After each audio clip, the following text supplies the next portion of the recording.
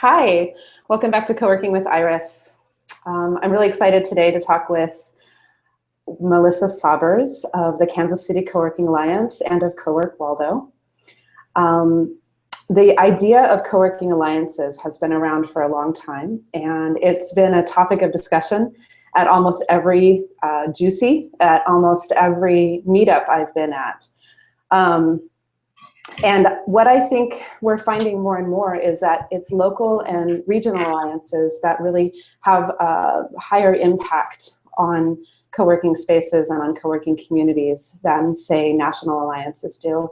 I also work with CoShare, the U.S. National Co-working Association, and we've really found that the focus on these regional alliances is where people's hearts are. And I think that's because co-working is, if I may use this overused term, hyper-local. And so regional alliances really allow for that locality to be stressed and brought to the front in their representation of the co-working spaces in a much larger way than the National Association could ever do for a local region. So the question is, how do you create an alliance? Who's in, who's out? How are decisions made? How do you go about actually creating the entity? And so Melissa has spent a fair amount of time thinking about all of this in her work with co-creating the Kansas City Coworking Alliance. So I will introduce her now, and I'm really excited to have her here on the show with us. Hello. Hi, Melissa. Welcome.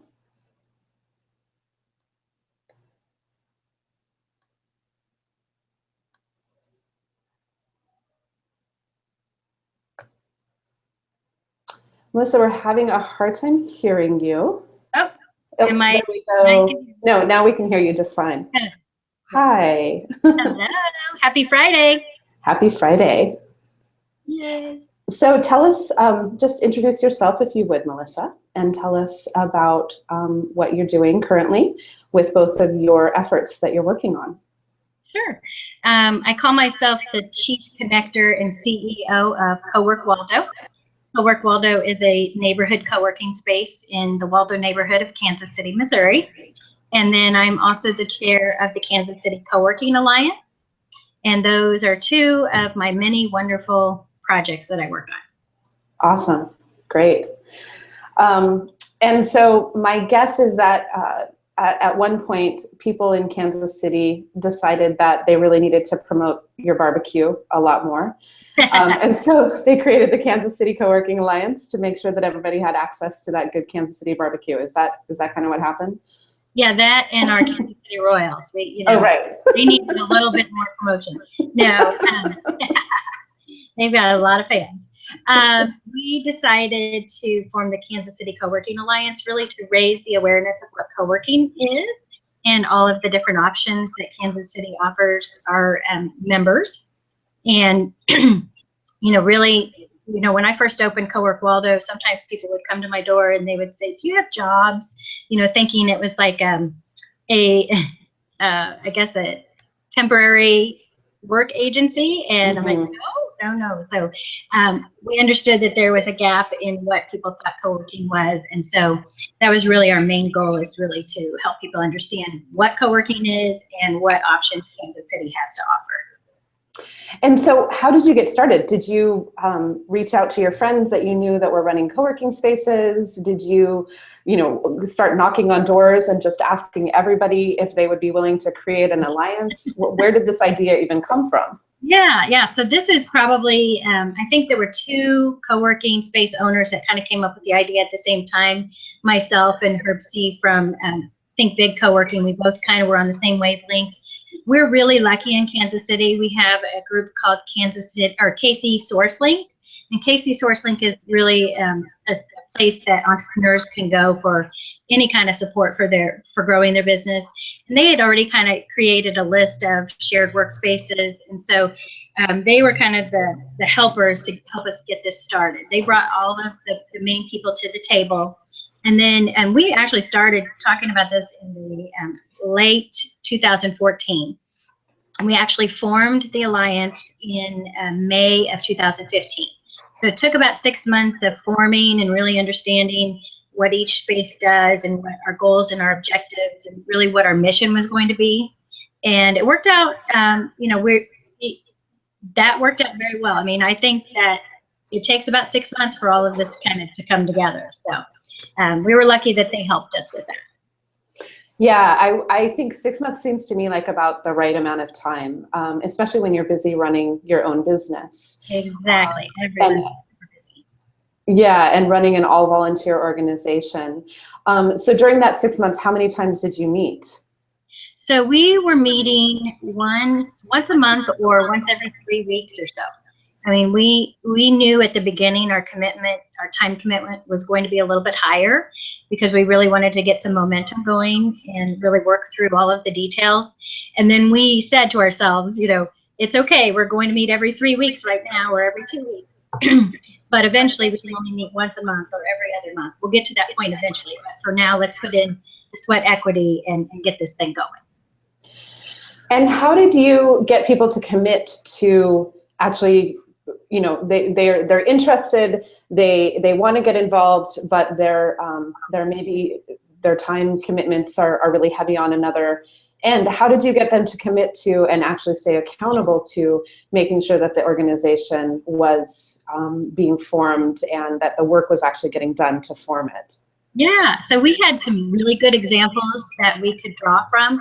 Coworking Toronto, Coworking Ontario, Denver Coworks, the Seattle Shared Space Alliance. All of those were super good examples of how they formed and how they normed, how they kept on going.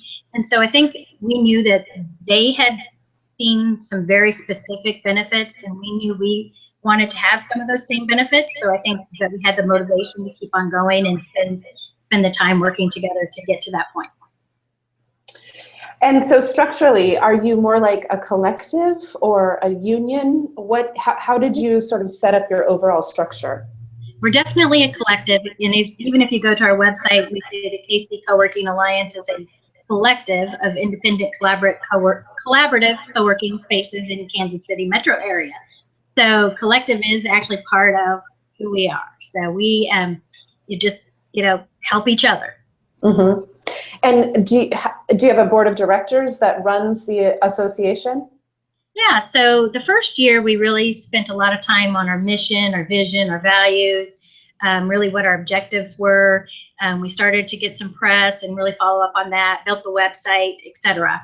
Now our second year we will be formalizing our organization with 501c6, and with that will come a board of directors. So we'll have an executive board, and then we have 2 committees. We have a governance committee that really will, manage the executive board, our financials, our member management. Like when somebody wants to become a member of the Alliance, how that all works, collecting the dues, etc. And then we'll have a promotions committee that really works on marketing the Alliance, the website, blog, social media, any video, podcasts, or any events that we have, any sponsorships that we may have for Kansas City events. So we're going to, the more formal part of the organization will come in the next few months. So you mentioned dues, collecting of dues. So how does that work? Do you charge the same amount for every entity that joins? What if a space is so small and their operating budget is so low that they can't afford to join? That would be me. I have the smallest space in Kansas City, which is fine. We were very thoughtful about, what our dues requirements were, what our time and talent. I actually call it time, talent, and treasure. We, require so much time from each person that is a member, so much in dues, and then so much in volunteering their time and their talent. So our dues are $250 a year. We looked at other alliances across, North America, and some were lower, some were higher. We decided $250 was an amount then that we would have a good enough budget to be able to do some things together. And it wasn't too high that it would exclude somebody who wanted to be in like a smaller space like myself. So 250 seemed like a pretty good number. And what does that money, so if I'm going to join the Kansas City Coworking Alliance, what do I get for my $250? Yeah, so our 200, each space, we have 10 spaces right now, so the $250 goes into the checking account. Mostly what we'll be using it on this year are events. We are going to do a big thing for KC Coworking Week, which is the same as Global Coworking Week, which is August 8th through 12th. So we're really excited about that. We've got some plans for a passport type promotion and just some other kind of big splash type things during that week. We possibly might do some sponsorships for some Kansas City Metro-wide events. We just recently helped out the Kansas City Startup Crawl and just kind of helping them promote it. We also are going to form the 501c6, so that will take some money to get all of that paperwork going and get some legal assistance on that. And then of course we've got website hosting and just basic things that we have to pay for every year. So just following along on the track of the budget, how do you determine what the money is spent on? Is that decision made by the entire body of 10 people or 10 spaces, or is that decision made by the executive board? So in our first year of operation, everyone has a say. And I think we'll continue that. I mean, obviously the executive board may, go through the formalities, but the whole idea of co-working is collaborative, community. So we want to get everyone's input. Everyone has great ideas, and we just really kind of think that we're walking the talk and really supporting everyone's objectives. And so for right now, everyone is part of the decision.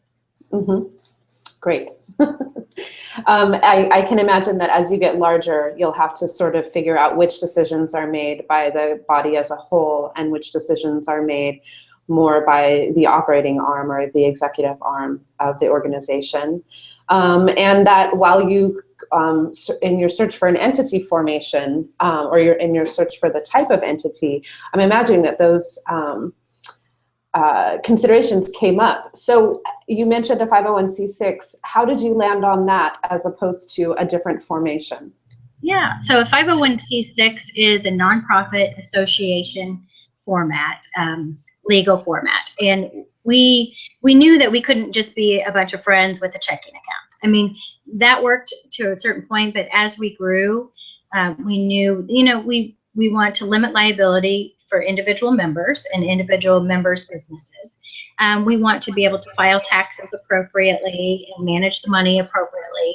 And formalizing the organization really helps, like you said, as we grow in making decisions, so that we have it's not just Melissa deciding something, right, or making an executive decision by myself. So this will just make it more formal and help everyone be able to move forward, and really by doing this we'll be able to accomplish some big goals. Great. So I wanted to shift a little bit, and what I'd like to understand is what things did you learn along the way? So you had a 6-month process. I'm imagining that there was a lot of conversations during that 6-month process, a lot of ideas, a lot of brainstorming, and that you then made some decisions from that. So take us to month 7, 8, 9, and 10.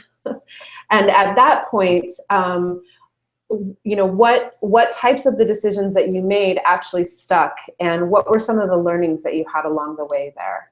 Yeah, so I mean, I think very early on we decided what our mission, our goals, and our objectives were going to be, and that really helped drive the planning and the formation of this alliance.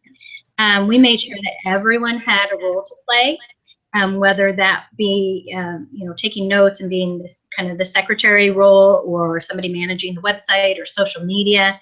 And we just wanted to make sure that it was inclusive, that it was collaborative, that we had a community. We, probably the main thing is that we've spent a lot of time on the mission, the vision, the goals, the objectives, but we also spend a lot of time on being very thoughtful about our goal to raise awareness for the KC Coworking Alliance and for coworking in general. We were very thoughtful of, which shared workspaces make sense to be a part of the organization.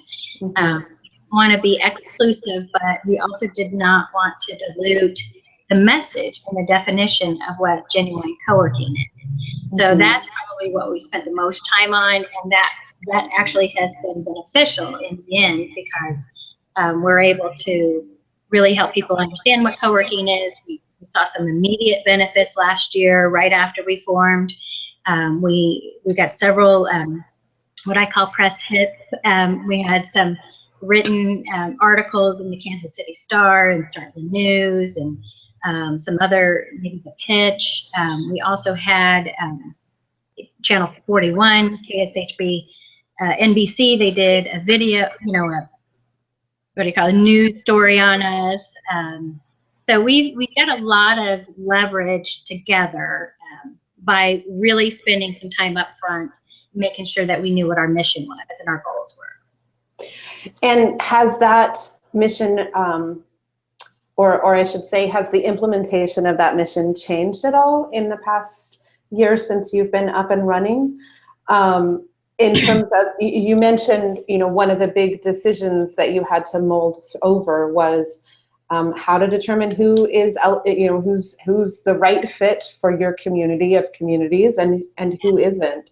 And that's a really uncomfortable conversation to have for some people, because if when there's an in, there's going to be an out, and how do you decide who's out, and is that fair? And creating an inclusive experience and an inclusive association is really, to me, that's what the co-working ethos is really about. Now, of course, if somebody's not the right fit, there can be problems there. So talk to us about determining that and kind of the real life experience that you've had with implementing that. Yeah. So, I think if you're really, really clear on what your mission is and what the message is, it makes it a little bit easier. Now, you're still going to have one-offs that don't make sense, and you kind of have to handle those on a case-by-case basis. But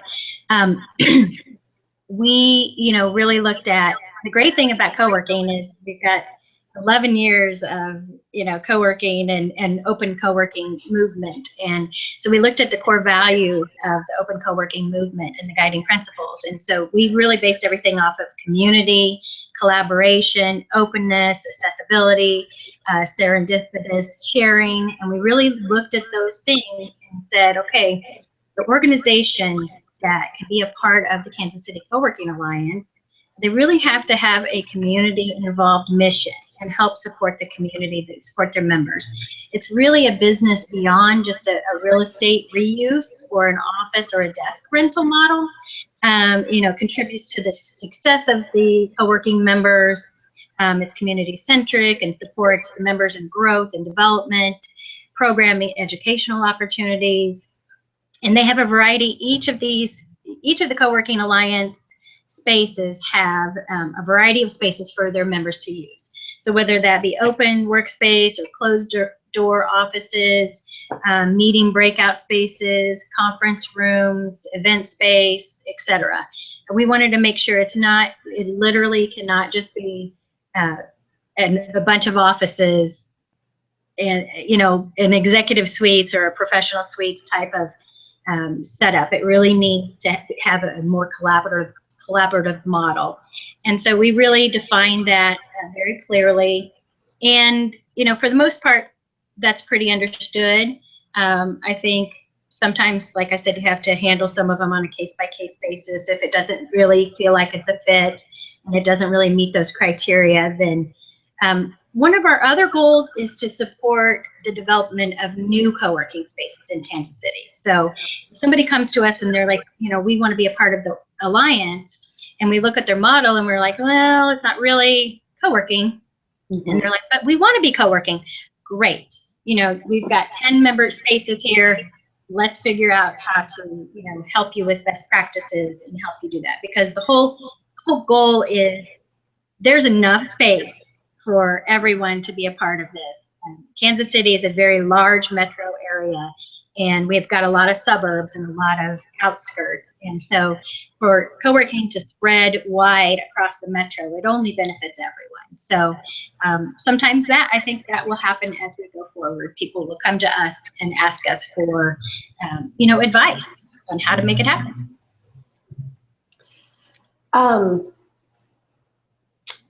Great. So one of the things that you mentioned, or two of the things that you mentioned, were making sure that you're really strong in your mission, vision, and values, and that you really understand who you are as an organization, so that you can understand how to be the best fit, or how to create a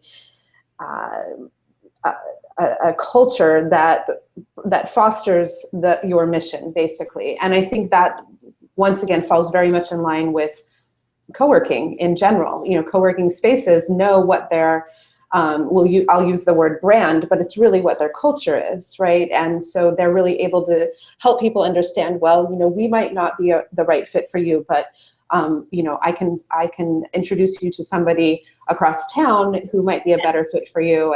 Or it seems like this is a great community for you to try out. Give us a try for the day. Do you offer a trial period to prospective co-working organizations who are thinking about maybe joining, or does that maybe not make sense, since it really is about fit, and you really do want to look at what they're doing overall, and their own mission? Yeah, we have not pursued a trial membership in the Kansas City Coworking Alliance. I think that we are clear enough up front to be able to say if it's a fit or if it's not. And kind of like I said earlier, if somebody wants to eventually get into the co-working business, and we're happy to, give them as much support as possible, and then they can join. So I think that you have to stand firm in, really who is a fit and who isn't. The reason being, it's not that we don't want to exclude anyone. It just really muddies up the message. The message is to really help people understand what co-working is. And if you start to bring in things that are not co-working, then it really gets people confused. And that really defeats the purpose of being an alliance, working on that goal. What last tip can you give to people who are looking to start an alliance in their region? So once again, we mentioned the values and getting really clear on who you are. Give us one more tip for people that you think is really, really important for them to consider in that initial planning stages. Yeah, I'll give you three. Okay. Enough time for three? Yes, okay. We do. So I think the first part is to get all the key decision makers together. And when I say decision makers, it's extremely important to get the decision makers up front. Because if you have, and the decision makers can be a community manager, an owner, an operator, whoever is really designated and empowered to be able to make a decision. Because what you don't want to do is you're trying to make things happen very quickly, but very thoughtfully, and you don't want people to come to the meeting and then go, oh, I have to go back and ask so-and-so and get an answer. You want to be able to make decisions at the meeting and keep things going forward. I think also everyone, ask everyone for a commitment of at least 6 months. We've already talked about that. And then rotate the meetings to the different member spaces or potential member spaces so that you get to know the features and benefits of each space, so that eventually when people come to your space and it's not a fit, you can say, oh, but have you heard about XYZ co-working? Go over there, they have what you need, or try us out. If it doesn't work out, go over there and try them out. what we already talked about, define your mission, your goals, your objectives as quickly as possible. And that, that takes some time to get through that. And you may have multiple iterations of that, but once you finally get that, then that will help drive everything else. And then we already talked about this as well, is just make sure everyone has a role to play, that you really focus on the time, the talent, and the treasure, and everyone is part of that community and growing the alliance and being a part of it. And what would you do differently if you were starting out today? Gosh, good question. I mean, I think that the way it happened very naturally. I think our communication was pretty good. I think, good question. I mean, it's probably the thing that was the hardest, we've already talked about, is, which spaces make sense to be part of the alliance. And so probably we would have worked on that a little sooner and really had that a very solid definition, because it is, you don't want to be exclusive, but you want to be clear on, who can be a part of it and what the benefits are to them, as well as to the mission and the message you're trying to spread. Mm-hmm. So back in I guess it would have been 2011 and 2012 when we were first forming Lexi, the League of Extraordinary Co-working Spaces. One of the big questions that came up for us was, how do we create a network of spaces that can provide a visa, basically, between our spaces for fellow members to use?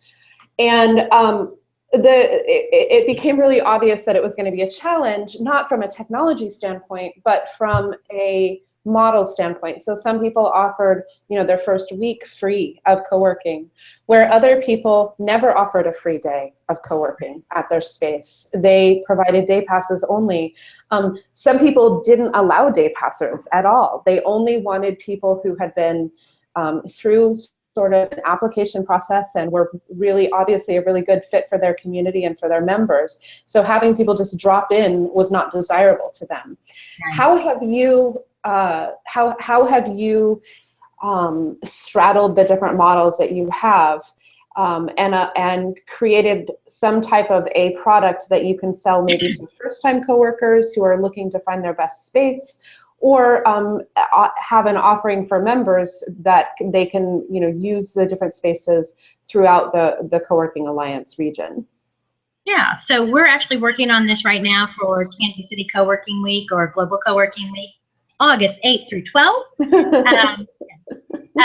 So we, for lack of a better name right now, it's called the Passport, Kansas City Co-working Alliance Passport. And we're still working on the specifics, but really the goal of the Passport we would have people purchase it, and then that money would go into the Alliance. And then that would get them so many day passes that they can use at any of the Kansas City Co-working Alliance spaces. So for instance, it might cost $50, and that would give you 5 day passes, and you'd be able to work at the participating. Let me state that, and I think that's kind of what you're asking. It's really the participating Kansas City Co-working Alliance spaces, because it is not always a perfect fit for a day pass for some of the spaces. They may, like one of our spaces is a shared kitchen space, and so it doesn't make sense to have a day pass to go and cook up your brownies or whatever. So it's participating. So I think it will hit most of our spaces, and maybe the shared, maybe the Innovation Center will be able to have, drop-ins for that week, for that time. So yeah, so that's what I'm trying to say, is that participating. You're working on it. Yeah, that's kind of our goal, and yeah, we're working through the details. Great. Melissa, if people want to reach out to you or to the Kansas City Co-working Alliance for help in setting up their own association or own regional alliance, can they do so? Yes, of course. So we are on Twitter at KC Coworking. Our website is kccoworking.com. And email address is hello@kccoworking.com. And then my email address is melissa@coworkwaldo.com. Great. Thank you. It's been a pleasure speaking with you today. Thank you so much. Yeah, thank you for inviting me. It's a lot of fun. All right. Have a wonderful weekend. Bye. Bye, guys. Bye. Well, thank you. I wanted to say that if you are looking into creating an alliance, reaching out to any of the regional alliances that Melissa mentioned earlier is a great idea, especially if they're closer to your region. Co-working, as most of us know, is a very open and friendly and supportive community of people across the world. So don't hesitate to reach out and ask for help if you're trying to figure out how to get started. That concludes our show for this week. Next week, I will be talking with Nicole Vasquez of The Shift in Chicago, and we will be chatting about neighborhood co-working spaces, which Melissa could also speak to. So I'm really excited to be talking with Nicole next week, and I will see you back here at 10 a.m. Pacific time.